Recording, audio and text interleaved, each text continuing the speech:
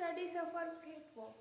Friends, આપણે અત્યારે સંકરણ topic continue છે ત્યારે અગાઉના લેક્ચરની અંદર આપણે સંકરણની વિશિષ્ટ લાક્ષણિકતાઓ ડિસ્કસ કરી ગયા છીએ, જે તમે ઓલરેડી વિડીયો જોઈ લીધો હશે. જો તમે વિડીયો નથી જોયો તો તમને ડિસ્ક્રિપ્શન બોક્સમાં લિંક મળી ગયેલ છે, તો વિડીયો જોઈ લેવો.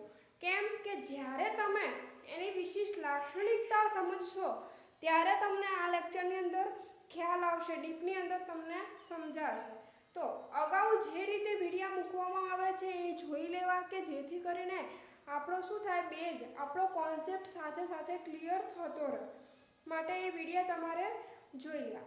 આજના લેક્ચરની અંદર ફ્રેન્ડ્સ આપણે સંકરણના પ્રકાર ડિસ્કસ કરીશું, કે સંકરણની અંદર કેટલા પ્રકાર છે અને એની અંદર કયા એક્ઝામ્પલ આવે છે. બની શકે એટલા એક્ઝામ્પલ આપણે ડિસ્કસ કરીશું. તમને બોર્ડની અંદર ટેબલ જોતા જો કે ખ્યાલ તો આવી જ ગયો હશે, પણ ચલો આપણે હવે શરૂઆત કરીએ. Are you ready?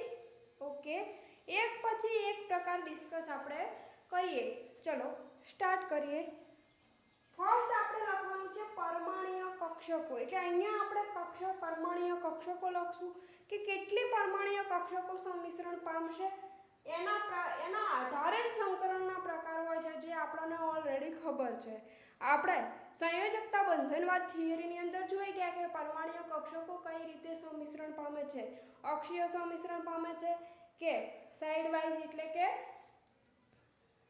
બાજુએથી સંમિશ્રણ પામે છે, જે આપણે ઓલરેડી જોઈ ગયા છીએ. તો ફર્સ્ટ આપણે પરમાણ્વીય કક્ષકો લખીશું, ત્યારબાદ આપણે લખીશું સંકરણનો પ્રકાર, કે કયા પ્રકારનું સંકરણ છે. દેન આપણે લખીશું અણુ અથવા આયનની ભૂમિતિ, એટલે કે કોઈ પણ અણુ અથવા આયનની અંદર કઈ ભૂમિતિ છે. અહીંયા ધ્યાનથી સાંભળજો, અહીંયા મેં આકાર લખ્યો નથી, મેં અહીંયા શું લખ્યું છે, ભૂમિતિ લખી છે. ભૂમિતિ અને આકાર આખી અલગ વસ્તુ છે. સાંભળો છો, ધ્યાનથી સાંભળજો. ભૂમિતિ અને આકાર આખી અલગ વસ્તુ છે, જે તમે બીએસસી પીઆર થિયરીની અંદર ભણશો. અહીંયા મેં તમને ભૂમિતિ લખાઈ છે, મતલબ કે અહીંયા આપણે શું ધ્યાનમાં નથી લેવાનું, એનો જે રિયલ આકાર અણુનો આપણે ધ્યાનમાં નથી લેતા, એનો ખરેખર જે આકાર હોવો જોઈએ. સપોઝ કે આપણે એસપીથી સંકરણની વાત કરીએ તો એની અંદર 3 એક્ઝામ્પલ આવશે. CH4 એટલે કે મિથેન, NH3 અમોનિયા અને H2 એટલે કે પાણી. ત્રણની અંદર સંકરણ કયું છે, sp3. સંકરણ ત્રણેયની અંદર sp3 હોવા છતાં એની અંદર આકાર તમે જોશો તો કયો હશે, મિથેન છે એની અંદર સમચતુષ્ફલકીય જોવા મળશે, જ્યારે અમોનિયાની અંદર પિરામિડલ આકાર જોવા મળશે. કેમ? એની ઉપર એક અબંધકારક ઇલેક્ટ્રોન યુગ્મ આવી ગયું. એના પછી પાણીની વાત કરીએ તો એની અંદર 2 અબંધકારક ઇલેક્ટ્રોન યુગ્મ છે, માટે એનો આકાર કયો હશે, કોણીય હશે. તો આપણે અહીંયા સંકરણ અત્યારે ડિસ્કસ કરી રહ્યા છીએ, એટલા માટે આપણે અહીંયા ભૂમિતિને લખશું. અહીંયા મતલબ કે એની જે ખરેખર છે એ આકાર નહીં, પણ જે એની હોવી જોઈએ એ આકાર, જે અણુનો હોવો જોઈએ એ આકારને આપણે ધ્યાનમાં લઈશું. તો આ ધ્યાનમાં રાખવાની છે વાત તમારે, કે કોઈ પણ અણુ કે સંયોજન છે તો એનો રિયલ જે શેપ હોય તે, એટલે કે એનો જે ચોક્કસ આકાર હોય તે, અને જે હોવો જોઈતો તો એ બંને અલગ વસ્તુ છે. જે હોવો જોઈતો તો સંકરણ ઉપરથી એ એની ભૂમિતિ છે, આકાર નથી. ભૂમિતિને ઇંગ્લિશમાં આપણે જ્યોમેટ્રી કહીશું, અને આકાર મતલબ શેપ. તો જ્યોમેટ્રી એન્ડ શેપ ડિફરન્ટ છે, બંને કેવા છે, અલગ છે, એક વસ્તુ નથી. તો અહીંયા આપણે એની ભૂમિતિ લખશું અને લાસ્ટની અંદર આપણે એક્ઝામ્પલ લખીશું. ચલો સ્ટાર્ટ કરીએ. તમે પણ સાથે સાથે તમારી જે પણ મટીરિયલ છે એની અંદર નોટ બનાવવાનું સ્ટાર્ટ કરી દેજો, કે જેથી કરીને શું થાય, સાથે તમારે પણ મટીરિયલ બની જાય. ચલો વધારે ટાઈમ નહીં બગાડીએ. ફર્સ્ટ ઓફ આપણે લઈશું એક એસ કક્ષક અને એક પી કક્ષક. એક એસ કક્ષક લઈશું અને સાથે એક પી કક્ષક. હવે એક એસ અને એક પી કક્ષક સંમિશ્રણ પામશે, એટલે અક્ષીય સંમિશ્રણ પામશે, જે આપણે અહીંયા ડિસ્કસ નથી કરવાનું, અક્ષીય છે કે બાજુએથી સંમિશ્રણ પામે છે. એક એસ અને એક પી કક્ષક સંકરણ પામશે, એટલે કયો સંકરણ બનશે, એસ પી સંકરણ બનશે. ખ્યાલ આવે છે? અહીંયા કક્ષકના પ્રકારના આધારે જ અહીંયા સંકરણના પ્રકાર પડે છે, કે કઈ કઈ કોઈ કક્ષકો સંકરણની અંદર ભાગ લે છે એના આધારે તો સંકરણના પ્રકાર હોય છે. તો એક S અને એક P કક્ષક જ્યારે સંમિશ્રણ પામશે ત્યારે કયો સંકરણનો પ્રકાર બનશે? SP. ત્યારે અણુની ભૂમિતિ કઈ હશે? રેખીય હશે. હું અહીંયા દોરું છું, સપોઝ હું BeCl2 ની વાત કરું, BeCl2 તો અહીંયા કયું છે? રેખીય છે. એની અંદર બંધકોણ કેટલો હશે? 180. અને કઈ છે ભૂમિતિ? રેખીય. એક્ઝામ્પલની અંદર એક એક્ઝામ્પલ તો આપણે અહીંયા ઓલરેડી લખી દીધું. કયો છે રેખીયની અંદર? BeCl2 ઉદાહરણની અંદર આવશે. BeCl2 આ ઉપરાંત તમે BeBr2 પણ લખી શકો, BF2 પણ તમે લખી શકો, એટસેટ્રા વગેરે. સેકન્ડ એક્ઝામ્પલ જે છે એટલે કે સેકન્ડ જે પ્રકાર છે સંકરણનો, ફર્સ્ટ પ્રકાર આ છે. એના પછીનો સેકન્ડ જે પ્રકાર હશે એની અંદર એક S કક્ષક હશે અને બે P કક્ષક સંમિશ્રણ પામશે. એટલે ટોટલ કેટલી કક્ષક થઈ? 3 કક્ષક થઈ. ત્યારે કયું સંકરણ બનશે ફ્રેન્ડ્સ? sp2. sp2 સંકરણ હશે, 3 કક્ષકો છે. અહીંયા sp2 ની અંદર એક્ઝામ્પલ આવશે BeCl3. કયો થયો આકાર? કયો? એની ભૂમિતિ કઈ છે? આકાર નહીં, ભૂમિતિ અહીંયા આપણે વાત કરીશું. જો કે BeCl3 ની અંદર એની ભૂમિતિ અને એનો આકાર બંને સમાન જ થાય છે, પરંતુ જ્યાં પણ તમને અબંધકારક ઇલેક્ટ્રોન યુગ્મ દર્શાવવાનું થાય ત્યાં બંને બદલાઈ જાય છે. અહીંયા આપણે જોઈશું તો એનો આકાર છે, એની અંદર બંધકોણ હોય છે 120 ડિગ્રીનો અને એનો આકાર થાય છે સમતલીય ત્રિકોણ.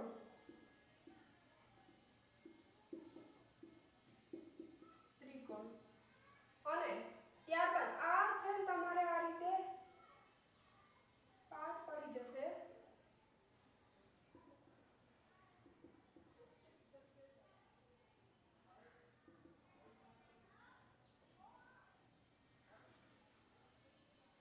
હવે સમતલીય ત્રિકોણ આકાર છે. એક્ઝામ્પલની અંદર આપણે જે રીતે અહીંયા BeCl3, BF3 પણ તમે લઈ શકો, BeBr3 પણ લઈ શકો, એટસેટ્રા.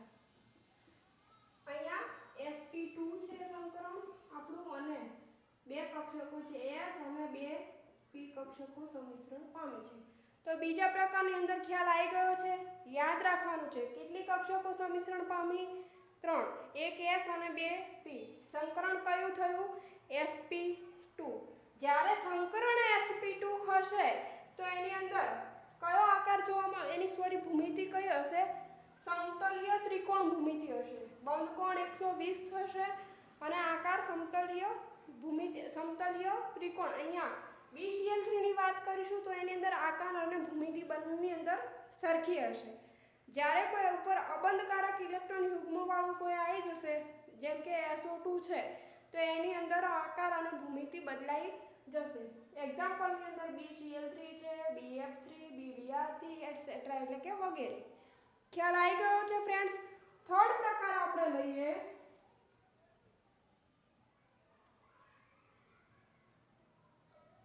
એક S કક્ષક છે અને સાથે 3 P કક્ષક સંકરણની અંદર ભાગ લેશે. તમને એમ થતું હશે કે ટીચર આ બધું શું છે? આ તો નાના છોકરાઓને પણ આવડે. હા, પણ જ્યારે વાત એક્ઝામ્પલ અને એની ભૂમિતિની આવે છે ત્યારે આપણે ભૂલી જઈએ છીએ. આ તો આપણને યાદ રહી જાય છે કે કઈ કક્ષકો જ્યારે ભાગ લેશે ત્યારે સંકરણ કયું થશે?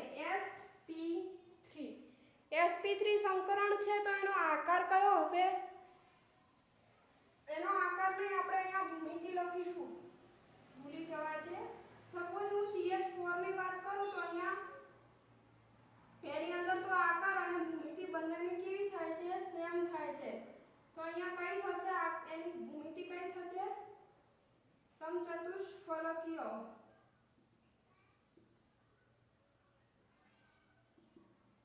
કઈ થઈ?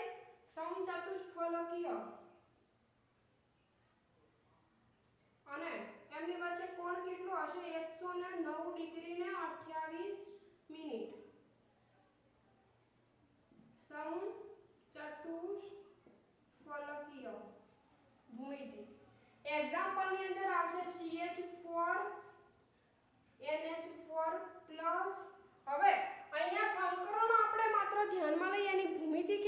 આપણે ડિફરન્ટ નથી પાડતા ત્યારે અહીંયા તમે H2O એ પણ લઈ શકો, NH3 પણ લઈ શકો, NH3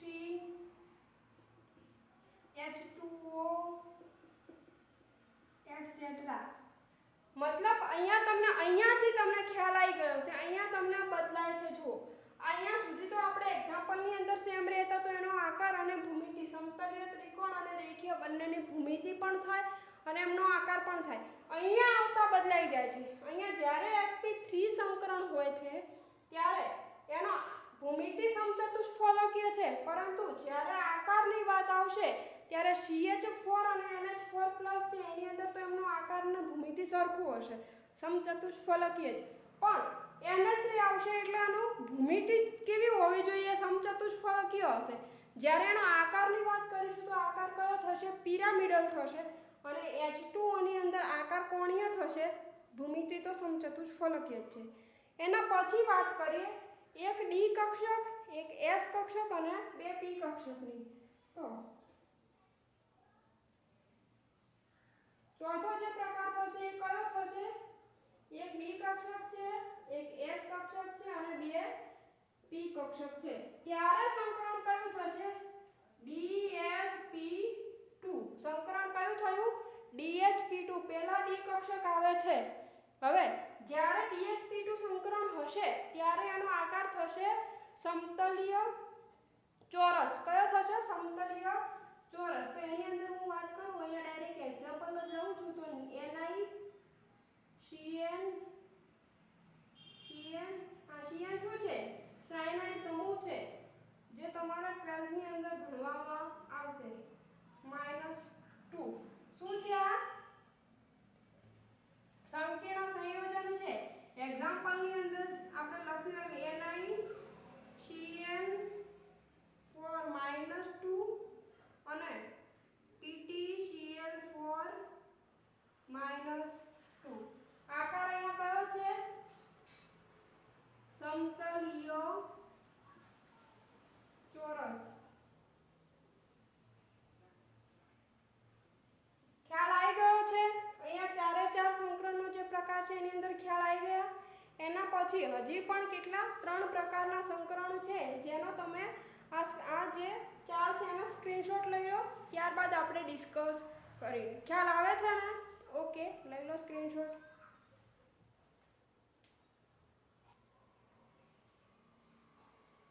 ચલો ફ્રેન્ડ્સ, આટલે સુધી લખાઈ ગયું છે. નેક્સ્ટ સંકરણનો જે પ્રકાર થશે એ હશે sp3d. કયો હશે? sp3d.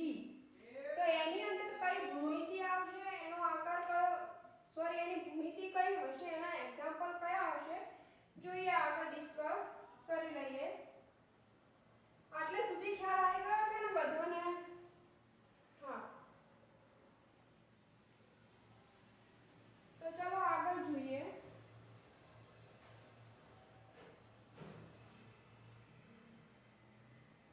પાંચમો જે પ્રકાર છે એની અંદર એક એસ કક્ષક ભાગ લેશે, પી કક્ષક 3 ભાગ લેશે અને એક છે ડી કક્ષક ભાગ લેશે. ટોટલ કેટલી કક્ષક થઈ? 5. સંકરણ કયું થશે? sp3d. sp3d સંકરણ થશે. હવે સંકરણ sp3d છે ત્યારે એની અંદર એની ભૂમિતિ કઈ થશે? અણુ અથવા આયનની ભૂમિતિ.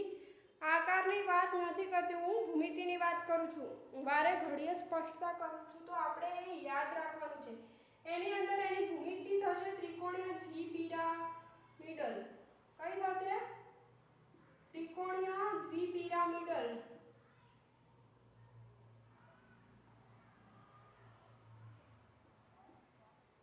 આ શું થઈ ગયું? એની અંદર એનો ત્રિકોણ બની ગયો અને આ બે પિરામિડ બને છે.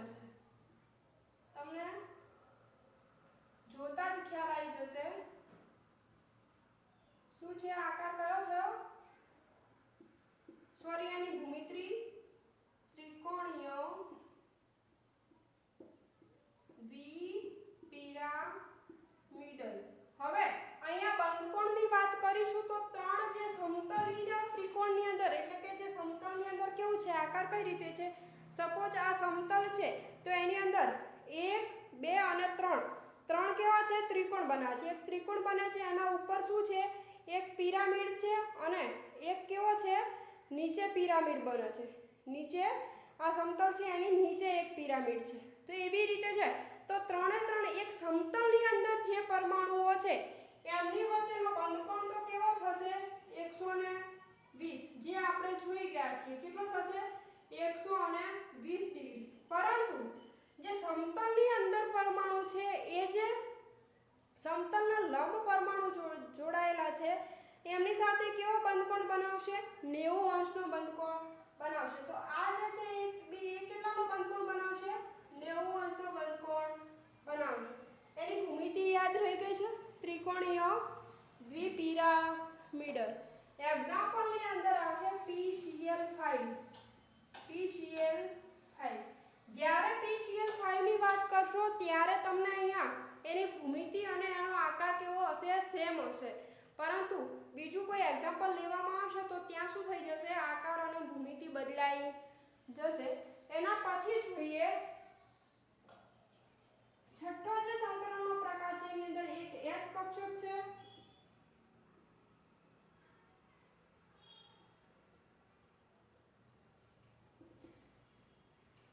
એક S કક્ષક છે, 3 P કક્ષક હશે અને 2 D કક્ષક છે. ત્યારે જે સંકરણ બનશે કયું સંકરણ હશે sp3d2. કયું સંકરણ છે sp3d2. જ્યારે સંકરણ sp3d2 હશે ત્યારે એનું જે અણુ કે આયનની ભૂમિતિ કઈ હશે અષ્ટફલકીય. કઈ ભૂમિતિ હશે અષ્ટફલકીય. એક્ઝામ્પલ લઈએ SF6 નું. કયું એક્ઝામ્પલ છે SF6.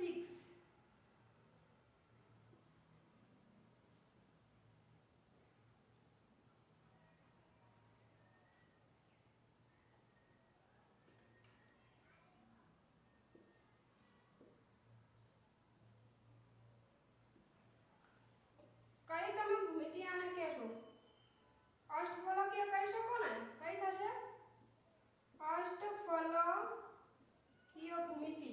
બંધકોણ કેવો હશે બધાની અંદર 90 અંશ સમાન હશે. એક્ઝામ્પલની અંદર કયું લીધું SF6. ખ્યાલ આવી ગયો છે આટલે સુધી.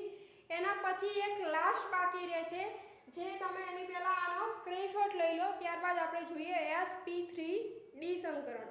ચલો લઈ લો. ઓકે લેવાઈ ગયો છે. લાસ્ટ છે સાતમો જે સંકરણનો પ્રકાર છે sp3d. જે આપણે sp3d સુધી આમ તો ક્વેશ્ચન પૂછાતા નથી બોર્ડ એક્ઝામની અંદર, પણ GEE કે નીટ એક્ઝામ હશે તો ત્યાં તમને કોઈ પણ ક્વેશ્ચન પૂછી શકે. ત્યાં આપણે એવી ઉમ્મીદ ના રાખવા કે ત્યાં આપણને ક્વેશ્ચન નહીં પૂછાય.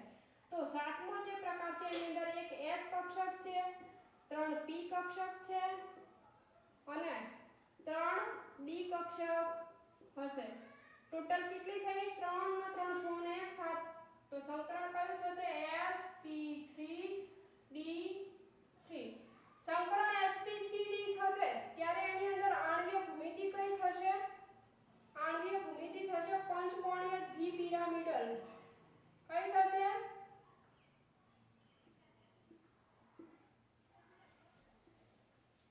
ભૂમિતિ પંચકોણીય દ્વિપિરામિડલ. પંચકોણ બનાવી નાખવાનો છે. IF7 એનું એક્ઝામ્પલ છે. શું એક્ઝામ્પલ થશે IF7. આ પંચકોણ થયો એની અંદર એક શું થશે ઉપર પિરામિડ બનશે અને એક પિરામિડ ક્યાં બનશે અહીંયા આ પિરામિડ એક નીચે બનશે. આ થોડો સાઈડમાં લઉં છું F ને.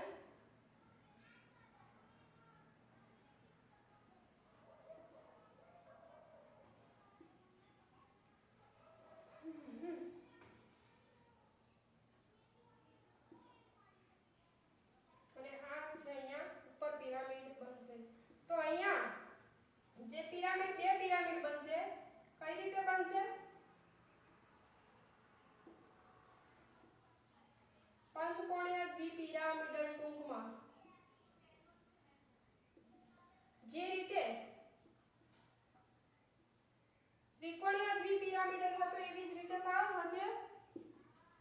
પંચકોણીય દ્વિપિરામિડલ એનો આકાર થશે. ખ્યાલ આવી ગયો છે આટલે સુધી? અને અહીંયા આપણે એક્ઝામ્પલ તો આપણે ઓલરેડી લખી નાખ્યું છે. IF7 એનું એક્ઝામ્પલ થાય. તો અહીંયા આપણા સંકરણના પ્રકાર અહીંયા કમ્પ્લીટ થાય છે. આટલા પ્રકારના સંકરણ આપણે ભણવાના થાય. હવે કોઈ પણ અણુ અથવા આયન છે તો એની અંદર સંકરણ આપણે કઈ રીતે નક્કી કરીશું, કઈ રીતે સંકરણ આપણે નક્કી કરવું એના માટે આપણે અલગથી લેક્ચર લઈશું. આજના લેક્ચરની અંદર બસ આટલું જ. પણ ફ્રેન્ડ્સ, આ જે કોષ્ટક છે તમને જેટલું ઈઝી લાગે છે એટલું ઈઝી છે નહીં. તો તમારે શું કરવાનું છે? આની પ્રેક્ટિસ કરવાની છે. રોજ ડેલી તમારે એક સંકરણ લેવાનું અને એની અંદર કયા કયા એક્ઝામ્પલ છે એ તમારે યાદ રાખવાના. આટલા જ એક્ઝામ્પલ એની અંદર આવતા નથી, હજી પણ ઘણા એક્ઝામ્પલ હોય છે. આપણે અહીંયા સમજવા માટે આટલા એક્ઝામ્પલ લીધા છે. નેક્સ્ટ એક્ઝામ્પલ જેમ જેમ આપણે આગળ જોઈશું એમ સાથે જ આપણે એક્ઝામ્પલ કરતા જઈશું. ખ્યાલ આવી ગયો છે ને બધાને? ઓકે, ચલો મળીએ નેક્સ્ટ લેક્ચરની અંદર. Thanks for watching.